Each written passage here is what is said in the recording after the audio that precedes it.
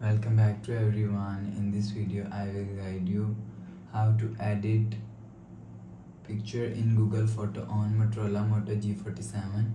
Let's start the video. First of all, go to app library, scroll down and click on Photos app. After click on Photos app, click on picture. If you want to edit picture, click on this edit icon. After click on edit, so you will see edit picture from here. You will see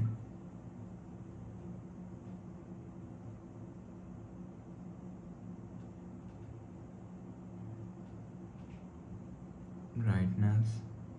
So you will see after edit picture, click on save. You will see after click on save, your Google photo picture is edit. So please subscribe for more new latest videos. Thanks for watching.